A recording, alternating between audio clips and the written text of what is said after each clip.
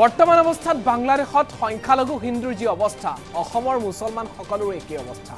ৰাজ্য চৰকাৰে ৰাজ্যৰ মুখ্যমন্ত্ৰী ডক্টৰ হিমন্ত বিশ্ব শৰ্মাই বাংলাদেশত হিন্দুৰ যি অৱস্থা কৰি হৈছে সেই একে অৱস্থা অসমৰ মুছলমান লোকৰ ওপৰতো হাতত লৈছে এই বিস্ফোৰক অভিযোগ উত্থাপন কৰিছে শিৱসাগৰৰ বিধায়ক অখিল গগৈয়ে কৈছে যে বৰ্তমান অৱস্থাত বাংলাদেশৰ হিন্দুৰ ওপৰত যি ধৰণৰ আক্ৰমণ হৈছে সেই আক্ৰমণক লৈ ডক্টৰ হিমন্ত বিশ্ব শৰ্মাই প্ৰতিক্ৰিয়া দিছে কিন্তু সেই একেজন হিমন্ত বিশ্ব শৰ্মাই অসমত থকা সংখ্যালঘু মুছলমানৰ ওপৰত আক্ৰমণ কৰিছে নিৰ্যাতন কৰিছে বিস্ফোৰক অভিযোগ উত্থাপন কৰিছে বিধায়কৰে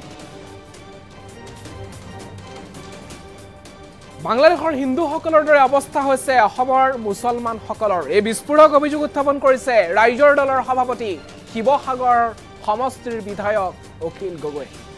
বাংলাদেশত সংখ্যালঘু হিন্দুৰ ওপৰত আক্ৰমণ চলিছে ধৰ্মীয় উপাসনাস্থলী ভাঙি দিয়া হৈছে ঠিক একেদৰে অসমৰ সংখ্যালঘুৰ ওপৰতো টাৰ্গেট কৰিছে বিজেপি চৰকাৰখনে অসমৰ সংখ্যালঘু মুছলমানক লৈ বিধায়ক অখিল গগৈ বিস্ফোৰক মন্তব্য আগবঢ়াইছে ৰাজ্যিক বিজেপিৰ সভাপতিৰ গৃহ সমষ্টি ৰঙিয়াত বাংলাদেশৰ হিন্দু সুৰক্ষাৰ বাবে ঠিকেই মাত মাতে হিমন্ত বিশ্ব শৰ্মাই কিন্তু সেই একেজন হিমন্ত বিশ্ব শৰ্মাই কিন্তু পাহৰি যায় অসমৰ সংখ্যালঘুৰ নিৰাপত্তা অসমৰ ক্ষেত্ৰত কিয় উলুটা নীতি গ্ৰহণ কৰিছে মুখ্যমন্ত্ৰীক প্ৰশ্ন কৰাৰ পৰিলক্ষিত হৈছে বিধায়ক অখিল গগৈ মুখ্যমন্ত্ৰীলৈ পোনপটীয়া প্ৰশ্ন অখিল গগৈৰ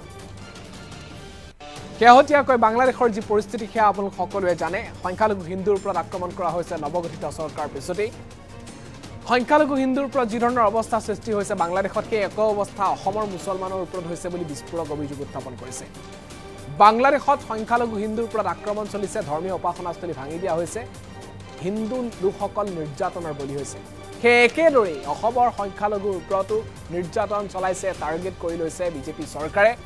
এনেদৰে অসমৰ সংখ্যালঘু মুছলমানক লৈ বিধায়ক অখিল গগৈয়ে বিস্ফোৰণ আগবঢ়াইছে বাংলাদেশৰ হিন্দু সুৰক্ষাৰ ক্ষেত্ৰত যিদৰে মাত মাতে সেইদৰে অসমৰ সংখ্যালঘুৰ কাৰণেও মাত মাতিব লাগে হিমন্ত বিশ্ব শৰ্মাই এই আহ্বান মুখ্যমন্ত্ৰীলৈ শিৱসাগৰৰ বিধায়ক ৰাইজৰ দলৰ সভাপতি বিধায়ক অখিল গগৈ আমি আগবাঢ়িছো মন্তব্য অখিল গগৈ ক'ত মন্তব্য কৰিছে ৰাজ্যিক বিজেপি সভাপতিৰ গৃহ সমষ্টি ৰঙিয়া আমি আগবাঢ়িছো এতিয়া বাংলাদেশত অত্যাচাৰ হৈছে ই এটা কথা স্পষ্টভাৱে প্ৰমাণ কৰিছে যে যি দেশ ধৰ্মীয় গোলামী ভিত্তিত নিৰ্মাণ হয় বা যি দেশৰ জনসাধাৰণে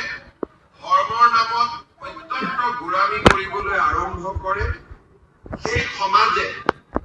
সংখ্যালঘু লোকসকলক নিৰাপত্তা দিব নোৱাৰে আজি আমাৰ মই এই 30 ছেকেণ্ডৰ ভিডিঅ'টো এইকাৰণে দিলো যে কালি অসমৰ মুখ্যমন্ত্ৰীয়ে সৰুপথাৰত কৈছে যে বাংলাদেশত হিন্দুসকলৰ ওপৰত অত্যাচাৰ হৈছে আৰু অসমৰ মুখ্যমন্ত্ৰীয়ে কৈছে যে যি দেশত নাগৰিকসকল মানুহবিলাক সাংঘাতিক ধৰণৰ ধৰ্মীয় গোলামীলৈ যায় তেওঁলোকে সেই দেশৰ সংখ্যালঘু মানুহবিলাকৰ জীৱন আৰু সম্পত্তি নিৰাপত্তা দিব নোৱাৰে সেইটো কাৰ ক্ষেত্ৰত কৈছে সেইটো বাংলাদেশৰ ক্ষেত্ৰত কৈছে সেই একেটা কাম একেজন মুখ্যমন্ত্ৰীয়ে অসমৰ ক্ষেত্ৰত ঠিক উল্টা কৰিছে ঠিক একেটা কাম মই সেইকাৰণে আজি ফেচবুকত তেখেতৰে ভিডিঅ'টো দি মই ফেচবুকত অসমৰ মুখ্যমন্ত্ৰীক সুধিছো অসমৰ মুখ্যমন্ত্ৰী ডাঙৰীয়াক মই সুধিছো আজি ফেচবুকত যে মুখ্যমন্ত্ৰী ডাঙৰীয়া আপুনি যিটো কথা বাংলাদেশৰ কথা ক্ষেত্ৰত কৰিছে সেই একেটা কাম আপুনি অসমৰ ক্ষেত্ৰত কিন্তু একেটা কাম বাংলাদেশত যেনেকৈ সংখ্যালঘু হিন্দুবিলাকৰ ওপৰত আক্ৰমণ কৰিছে আপুনি কিন্তু অসমত সংখ্যালঘু মুছলমান মানুহৰ ওপৰত একেই আক্ৰমণ কৰিছে